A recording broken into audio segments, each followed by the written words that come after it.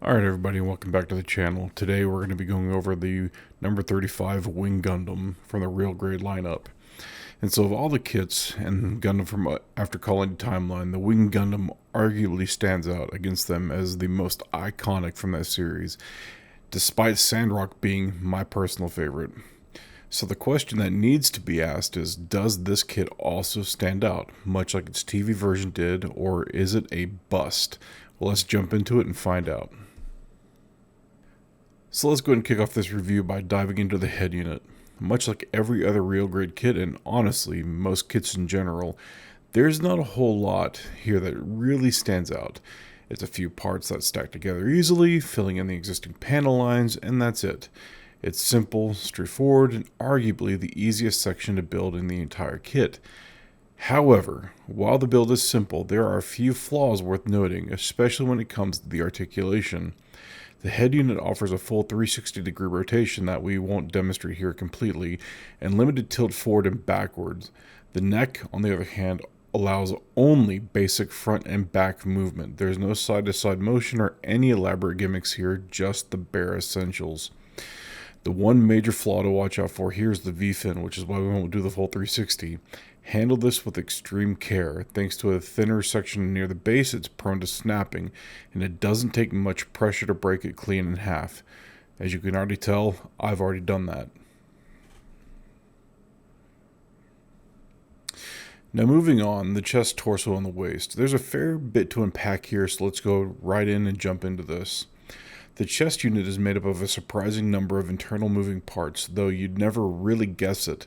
This thing is solid as a rock. The chest vents are technically designed to move thanks to a built-in hinge, but this is one of those cases where the engineering sounds impressive on paper but falls flat in execution.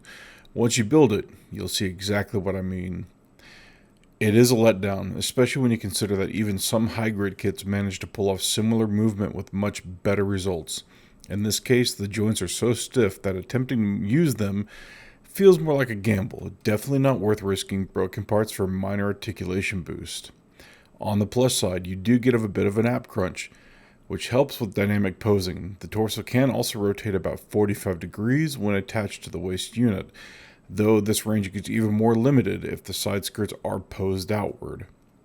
Now, the waist unit is pretty standard for a real grade kit in this class, but it does present some issues, especially when it comes to posing. Unlike most real grade and high grade kits, this one struggles to allow for dynamic leg poses because the side skirts constantly get in the way. There is a workaround though, it's far from ideal. Once again, it's a case of good engineering let down by poor execution. The waist features a lowering hinge designed to give the legs more clearance. Great idea if it actually worked. In practice, the joint is so stiff that trying to use it feels like you're going to make one wrong move away from snapping something in half or off. Proceed with caution during build, assembly, and posing. My suggestion here is take the legs off first, move the hinge down, put them back on.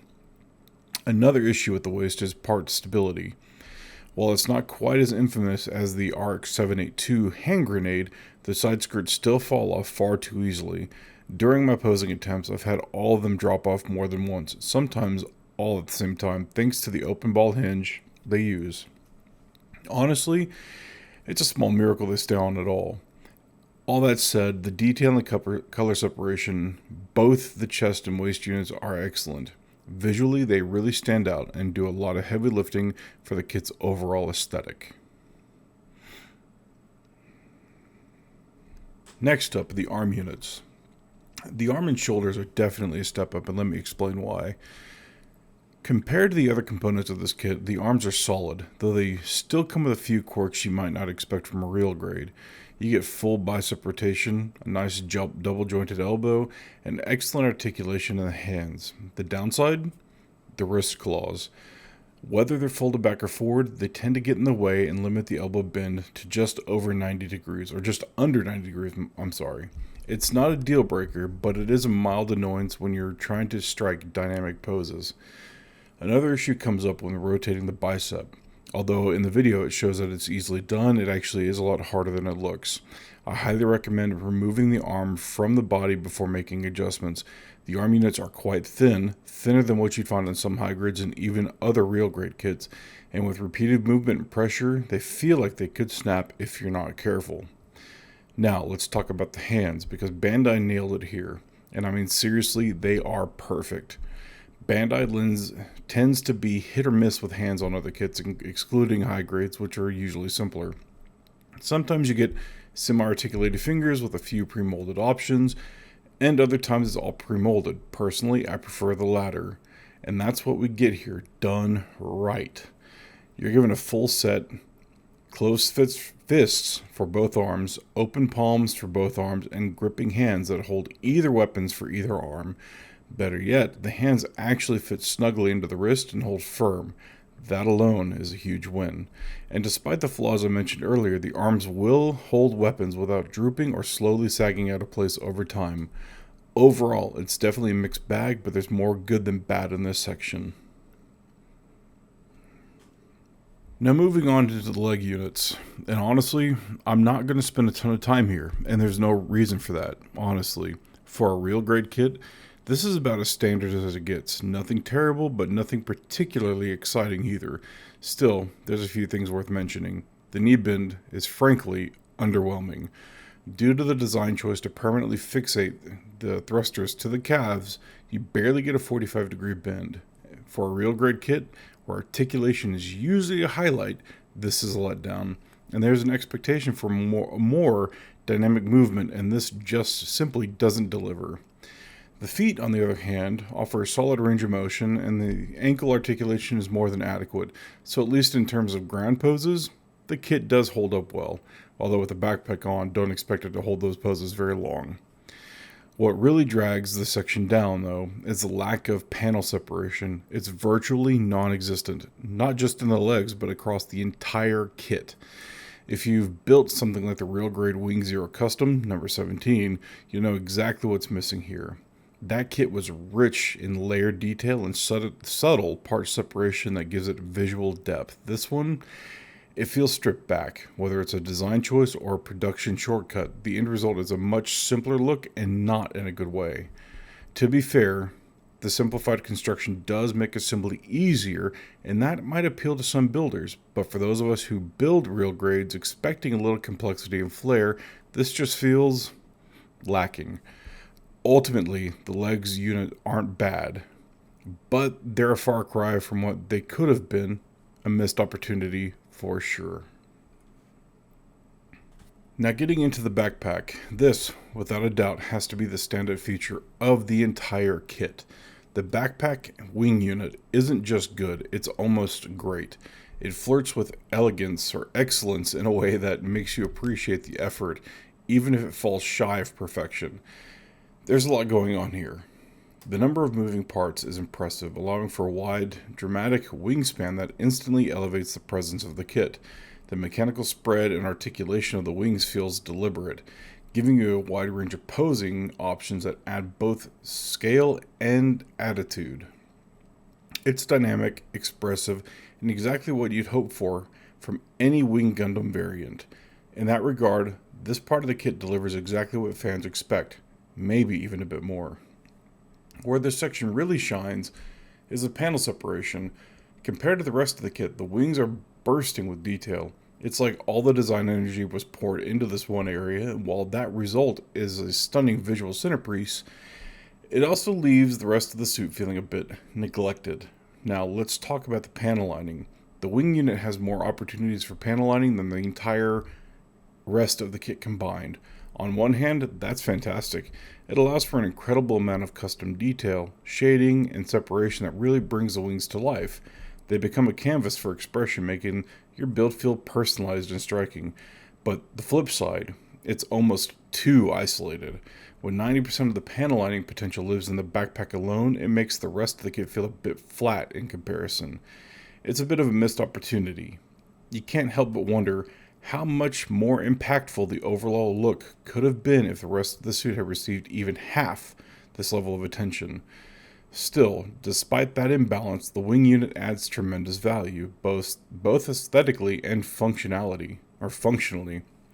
Whether you're going for a stoic museum pose or a full-blown aerial display, it gives your kit that extra flair, the wow factor that really makes people stop and take notice. It's a dramatic, eye-catching highlight in an otherwise hit-or-miss experience, and honestly, it does really save the kit. Alright, now onto the weapons and shield. This time around, I decided to go all in and build the full array of armaments. I know, that's a bit of a departure from the last video that I made, but to be honest, there wasn't a ton to assemble here. Still, what was included had just enough unique qualities to be worth talking about. Let's start with the beam saber. It's exactly what you'd expect. Just like countless others across the gunpla universe, it's a familiar sight. A green beam blade, standard hilt, nothing to write home about it really. It's a definition of status quo, but that's not where the interests truly lie. Where things get genuinely cool is in how the saber integrates with the shield. This was a surprise and a welcome one. The hilt tucks into the shield using a clever little gimmick that splits the shield open at the center, revealing the saber handle for the Gundam to draw. It's subtle, clean, and honestly, a really satisfying bit of engineering. I've built my fair share of Wing Gundams and Zero variants, and none of them have featured this particular mechanism. It adds a level of functionality and realism that's refreshing to see. However, I'm not demonstrating that here because I've got the hand on the beam saber, so we're just going to move forward.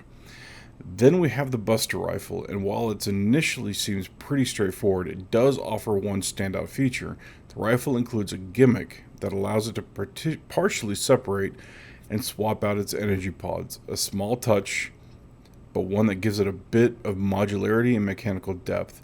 It's not groundbreaking, but it is a neat detail that adds to the weapon's character. All in all, while the armament section doesn't break new ground across the board, it has its moments. The beam saber integration in particular stands out as something new and interesting in a kit that, in other areas, plays it relatively safe. It's those little surprises that make the build just engaging enough to keep you curious. And on to some things of note. Since the kit lacks a lot in the way of panel lining, you will have to rely on the included stickers to add that extra layer of detail and depth that it lacks on its own. However, I would recommend staying away from these and investing in either Delphi or G rework waterslide decals, and you can get those from newtype.us. Trust me, this is the way. So in conclusion, at the end of the day, this kit is a bit of a paradox. It has moments of brilliance, especially in the backpack and wing unit. That hint at what could have been a standout entry in the real grid line. The engineering in that section alone is enough to make the kit visually compelling and on any shelf. And some clever gimmicks, like the beam saber integration and the shield, are pretty awesome. That shows Bandai still has fresh ideas up its sleeve. But those moments are surrounded by a lot of simply just okay. From the overly simplified legs and restricted articulation to the lack of consistent panel separation throughout the body, it's hard not to feel like this was a step back from earlier real grade releases. The absence of detail and mechanical depth, especially compared to kits like the real grade Wing Zero Custom, feels more like a missed opportunity than a design shift. That said, it's not a bad kit. It goes together smoothly, has a few standout elements, and for builders who appreciate ease of assembly and visual flair without an overload of complexity, it might actually be a great choice. But for those of us who've come to expect a certain level of intricacy, challenge, and cohesiveness across real grade kits, this one falls a little short. It's a kit full of almost great articulation, almost excellent detail, almost a new benchmark for wing kits, and that almost is where the disappointment lies. If you're a Wing Gundam fan, it's worth building still, just don't expect it to redefine what real grid means in the way either earlier entries have. And if you've liked this video, go ahead and like and subscribe to the channel. It really does help. And with that, guys, I'm out. I'll see y'all later. Y'all have a good weekend or week, whichever it is for y'all. Keep on building, and I'll see y'all later.